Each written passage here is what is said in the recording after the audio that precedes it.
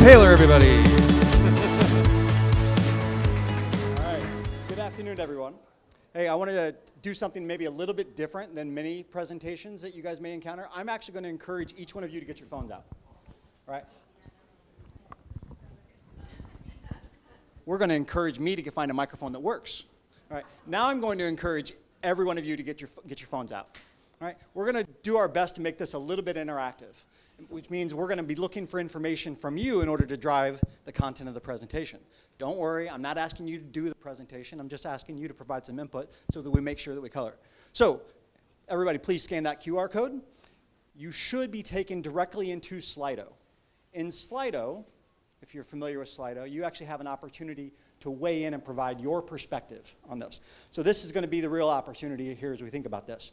So as we thought about this afternoon session, we wanted to do a couple things. One is we wanted to acknowledge that there's many of you in the room that are already generating your own momentum. You're developing at a rate of progress that is helping to see your organizations do great things with all different tools and technologies and capabilities and business processes. But there are also some of you who are looking to figure out ways that they can actually accelerate the work that we're doing. So we're going to try to take you from activity to momentum over the course of the next 30 minutes. So as you should see in Slido right now, a really simple question, right? Very binary. You've got to choose one or two, A or B, either or, right? Are you doing business digitally, or are you a digital business? We asked that question earlier, and Scott and I have had the opportunity to ask this question multiple times, and we've been amazed by some of the feedback that we've received from clients about this. And so before I show your results, give you an example of a few things we've heard. So each one of these four on the slide right now at some point represented an organization becoming more digitally minded. But you could also look and say, each one of these is an example where if we stopped here, we are likely doing business in a digital manner as opposed to being a digital business. So you think about that. You put content on the website, right? Maybe you take a PDF that you produce for a catalog and you post it on the website, and now your customers can access that. Maybe you even broke apart that content into blocks and started to dynamically assemble that content via some of the tools and capabilities we have. Your products and services, they're on a website. Maybe a customer can look at a product, maybe they can see a price, but they can't add it to cart because we don't have availability hooked up, we don't have the supply chain on the back end. Or maybe it's an event that we advertise that we're going to do something, but we don't give somebody the ability to register for that event and get confirmation directly on the screen. They can browse your products and services, but maybe they can't complete the end-to-end transaction on the site.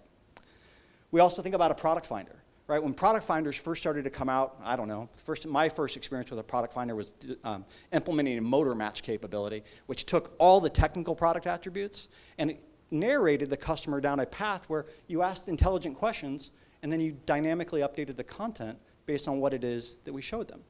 That was innovative a few years ago.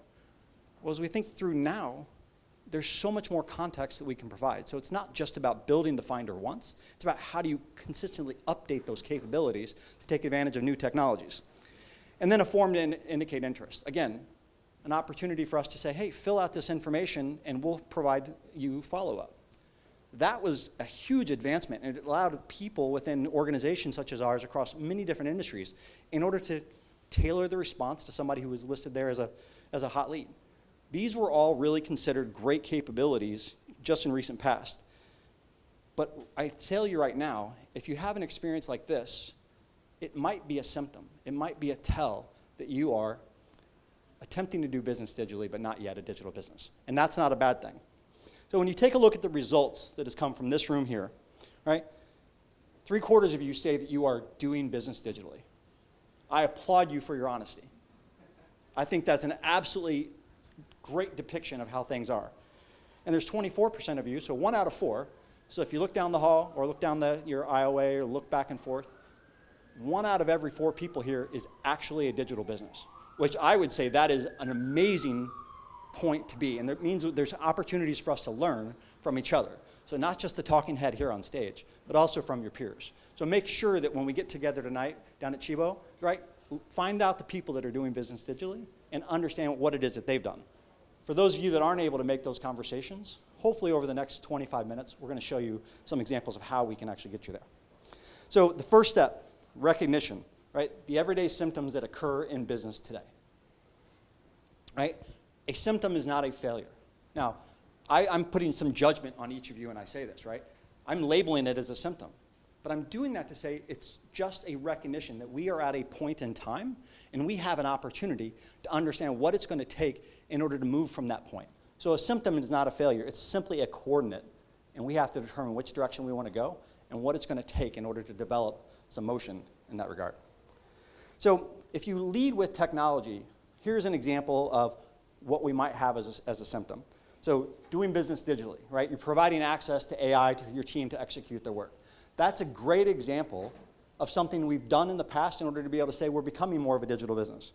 Whereas what I would say a business that is truly operating in a digital manner has redesigned their entire operating model.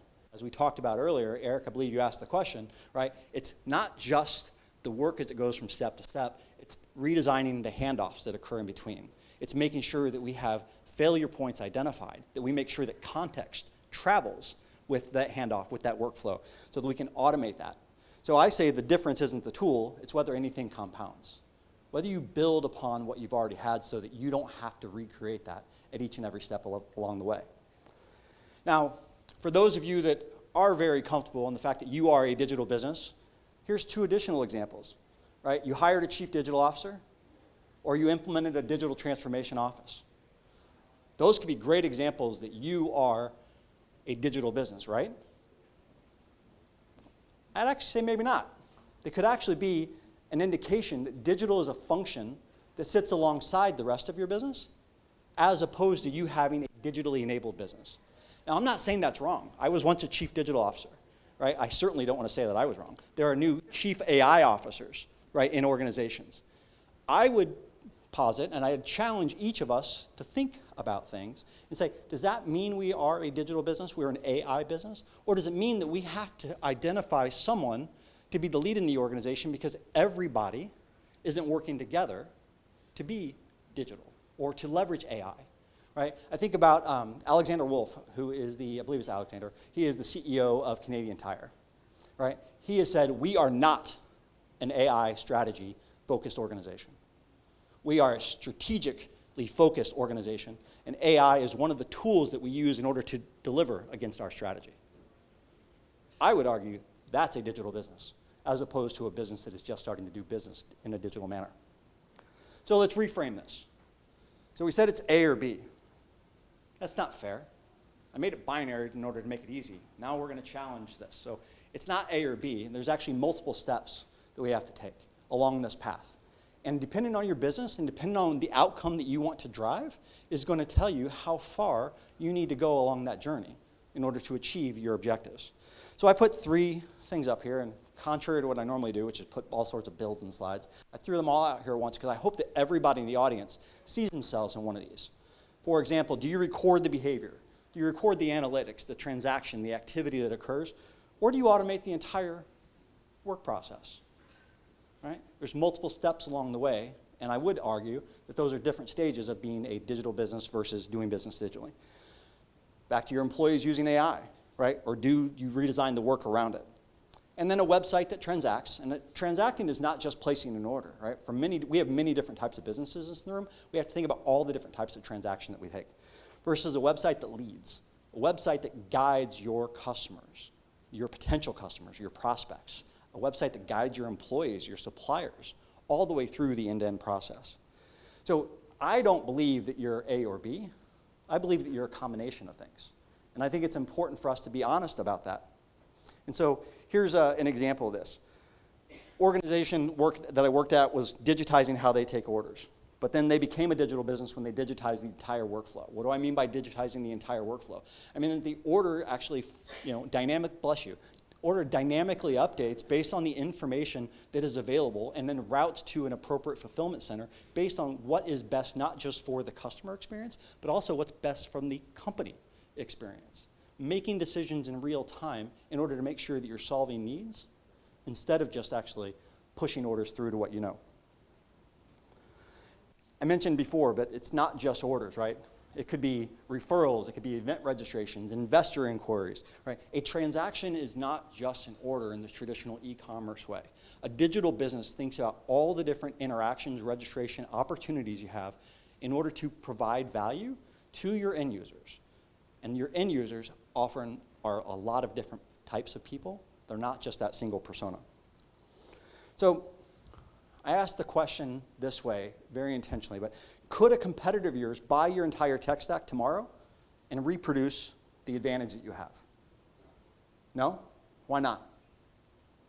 Because it's should be tailored to your particular circumstances and need experience that the people who have given that advantage, because that is the enablement of the advantage, not the advantage itself. That was fantastic. It was the recognition that there is context in your business that is both within the assets of your organization as well as the human assets, right, that actually make up the strategic differentiator that you have. And so I would agree with you. That is not this. If it is that, it's not a moat, right? You need to have the digital functions that support the rest of the organization in order to be able to say we have a moat. And so the other one I would ask, which is maybe a little bit more simple, but does a digital interaction just record what happened, or does it change what happens next? Does it?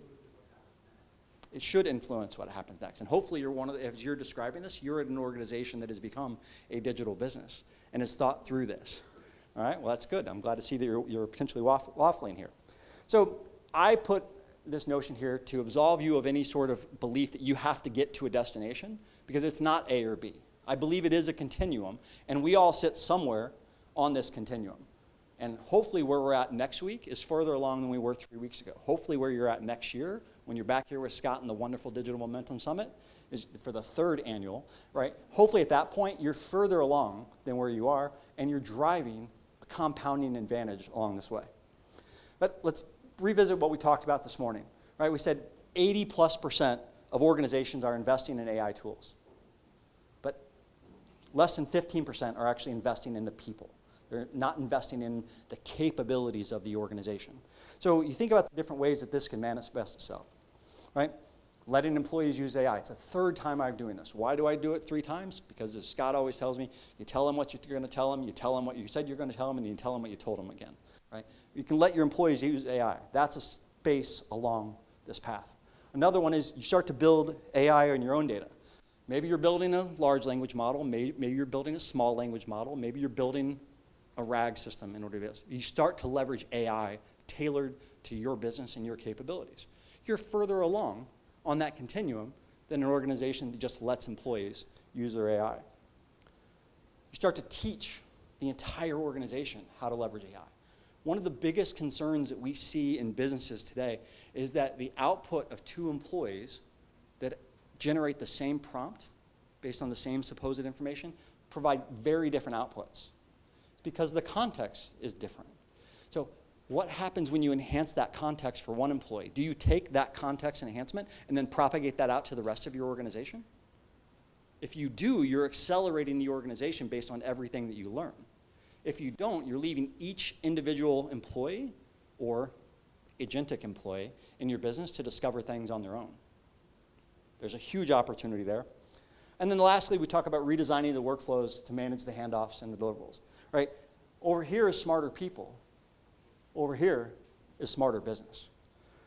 Smarter business is the moat that gives you value that somebody else can't buy a tool and then replicate your capabilities in the market. So get your phones out again, right? Same question, but now it's no longer A or B. Now it's going to force you to challenge. Well, it doesn't force you to do anything. I request that you challenge yourself. Don't just answer whether you're doing business digitally or you're a digital business. Does it depend on where you look? Does it depend on who you ask? Or honestly, are you not sure? Oh, sorry. Is it appearing now? Yes. My apologies for that. Thank you for calling me out on that. All right. So what type of business are you in this situation? And we'll see whether we're still at 76-24.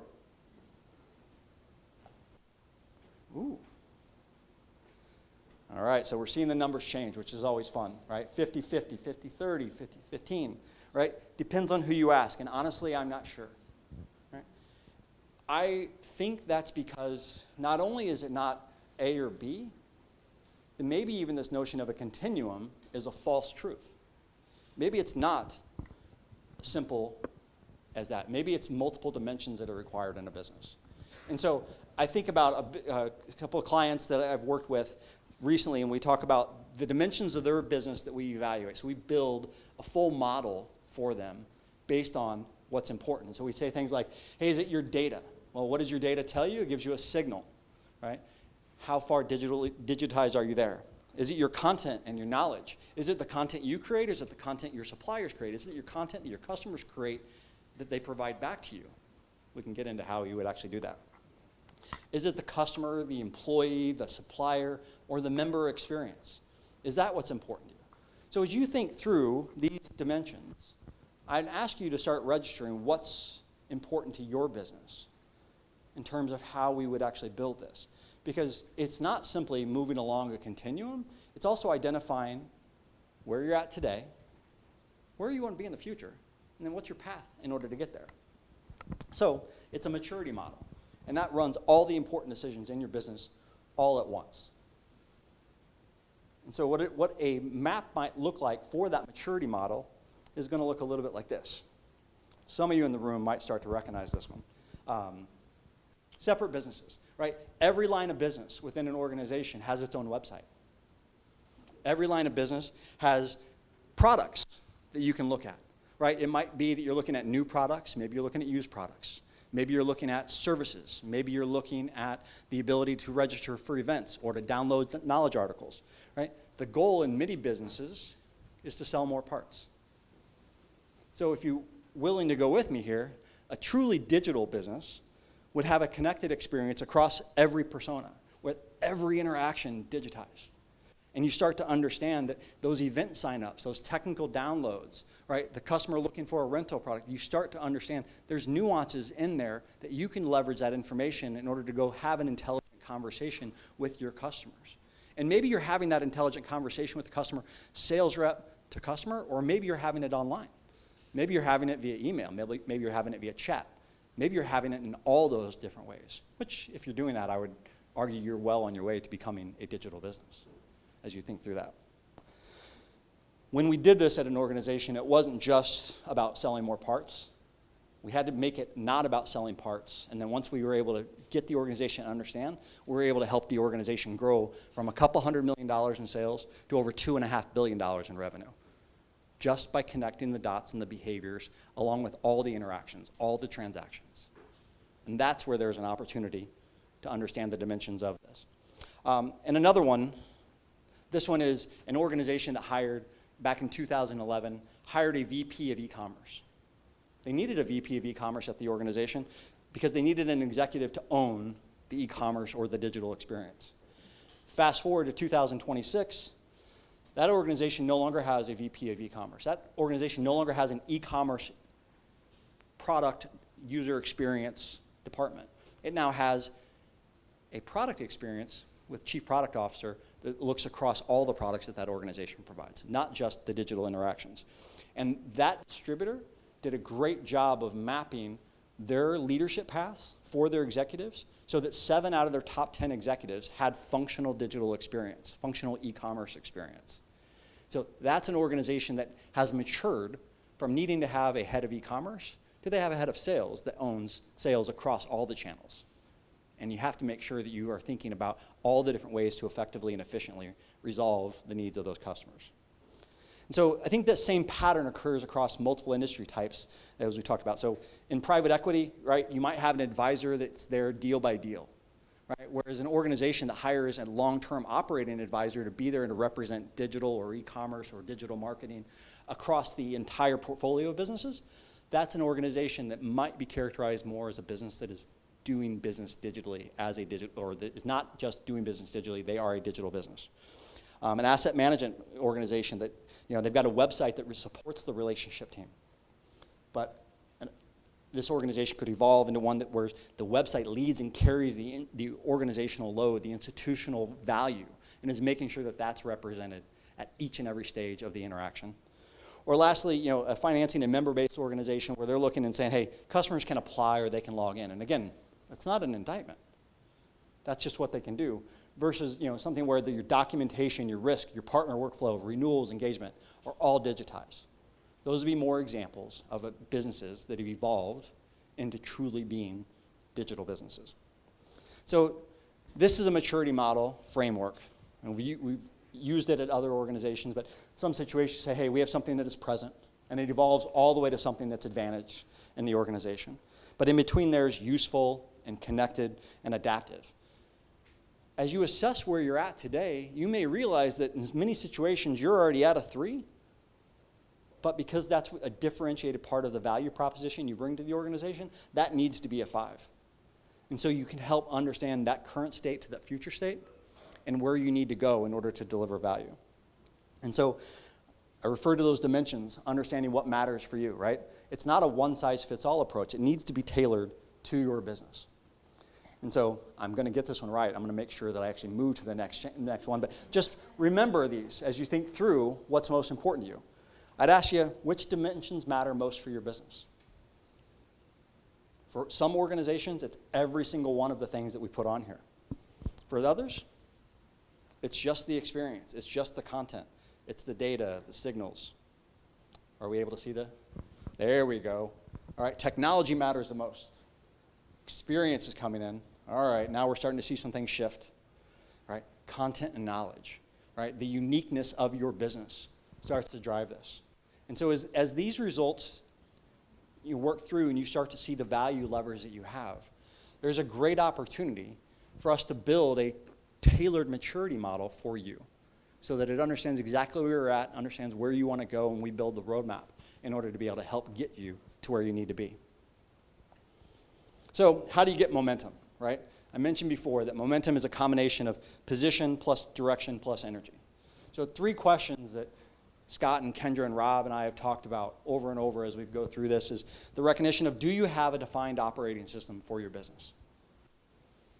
Does the organization fully understand it? Does the organization understand their role in the operating system? Because then you start to understand the suppliers of inputs as well as the consumers of outputs to your process. Understand where you're strong and where you're weak. And also, where are you strong and weak compared to your competition, compared to your customers' needs? And lastly, what's the maturity model that you need to accelerate your own momentum? We set out upon this day to not just define what momentum is, but to also make sure that each of you are positioned in order to be able to achieve that momentum. We want you to be better this afternoon than you were this morning. That's our goal. If we live up to that, you walk away with something valuable. If not, then we haven't done our job. So I'll leave you with this, right? Position is where you sit. It's that coordinate, right? The direction that you face, as well as the amount of effort that you can put forth to moving along there is going to be the difference between, do you accelerate, do you drift, or do you try to maintain? Our goal for you is that each one of you has a tool, a capability, a thought process that allows you to be engaged, to understand the metrics that you can deliver, to understand how your team, both at the executive level and at the individual contributor and team levels, understand what they need to do in order to achieve those goals, and that you have the confidence in order to be able to deliver those objectives. So if you walked in without a maturity model, hopefully we've given you the mindset and a framework and a sketch of one. And if you need support beyond that, let's talk this afternoon, let's talk this evening. We will make sure that you have the tools that you need in order to deliver the value you need back to your organization. Thank you very much.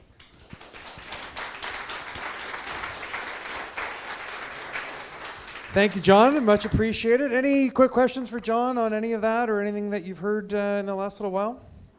I really appreciated that walkthrough, John. Thank you. Thank you very much for all that. You're very welcome. Any questions? We got one at the back there, Aaron.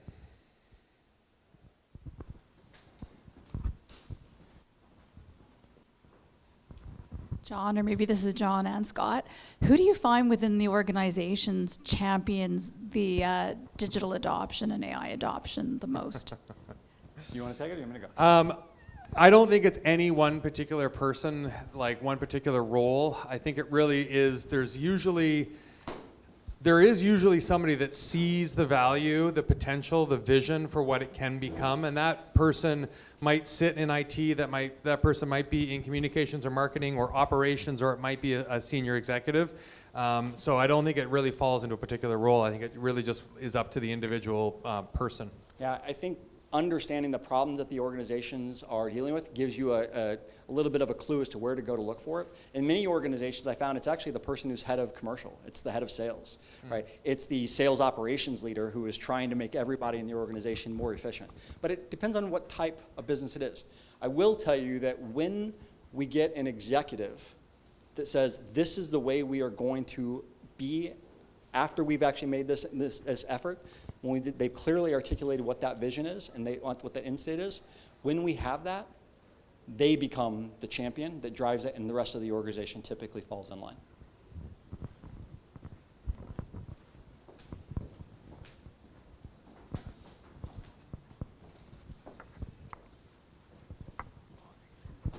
Thank you. In terms of the differentiation that you've made between doing business digitally and being a digital business, what would you say is the best way to shift people in that mindset in a business to get them to stop thinking about it as separate pillars or a separate department or a separate person, and kind of make it, in a sense, everybody's problem? Because that way people can't just say, well, it's that guy's department, responsibility, so on, and I don't have to touch it. Yeah. Because that tends to be one of the blockers that I have seen a lot. Yeah. So how do you kind of make it everybody's problem, but in a good way? Well, I think at a recent engagement that Scott and I are, both spent some time on, what we did is we mapped out the different use cases, and we showed people that there are people in supply chain, well, there's people in manufacturing, there's people in distribution, there's people within the supply chain, there's people on the marketing side, and we literally showed all the different ways that one single order, one single process can be touched and influenced by others, and then what the future would look like once we made some changes. So I find that creating something visually to help articulate that, and whether that's a process map or whether that's a series of use cases, and then give them the big aha moment, is a great way to explain that we can solve all of these things individually, or we could work together in a concerted manner in order to be able to address all of that. So there's kind of a bottom-up and a top-down approach to this, right? Like if you're more in an individual contributor role and you know that there's something that you're working on trying to optimize, you could do better, and it would be a heck of a lot better if it was a more wholesome embrace of that kind of a solution. Then the job, the task is on you to I think stretch outside of your individual function or role and articulate the broader business benefit that's going to come from that individual task or tool or function that you're doing. From the top-down approach, you're trying to get the value of a transformation or digital adoption understood across the business, and I think that's where sort of John's approach is particularly effective, what he just described. There's another question. Just to build on that, we're from a very traditional business that's going through a big transformation over the next 5-10 years in our industry. So I'm curious, we also don't have a lot of digital fluency in our business. At the individual contributor level we do, and we know and can identify the use cases. Executive-wise and from sales practice is a little bit different. So just wondering, and maybe this is a longer conversation for later, but if there are any kind of anecdotes you could share around that. Over to you. Yeah. So what I find is that there are people in organizations that are thinking this. Like, so let's use the AI example. Everybody in your organization is using AI. Even the people that aren't using AI, they're using AI, right? They might just be actually like typing it, like talking into their phone as they're walking down the street. And they've got ChatGPT trying to help them, plan a dinner, plan a vacation. They're not maybe thinking about it in the business context. So what I would like for you to do is, as you start thinking about where there is digital fluency or whether there's digital ignorance, is start thinking about how you could actually take little examples that sit right outside your business, and then bring that in and give them the way to say, hey, this is how this applies for our business. So what you do over here is something we can do there. So rather than trying to force fit the conversation, Chris, into a discussion around this is how we should be using it, say, this is how you're using it here. this is how I could see it applying to our business. So that's an example, but I'm happy to have additional conversations about that. Yeah, dive in, learn by doing, show them that your way is better, and they'll all have to follow along, right? All right, I'm sure we could go on at greater length, and that's why we've also got some social time on the agenda later on. We're going to have one more session before we do a little afternoon coffee break. So we've got Rob coming up to talk us through a case study and story with his client, Sticker U. So Rob, come on up. Thanks a lot, John.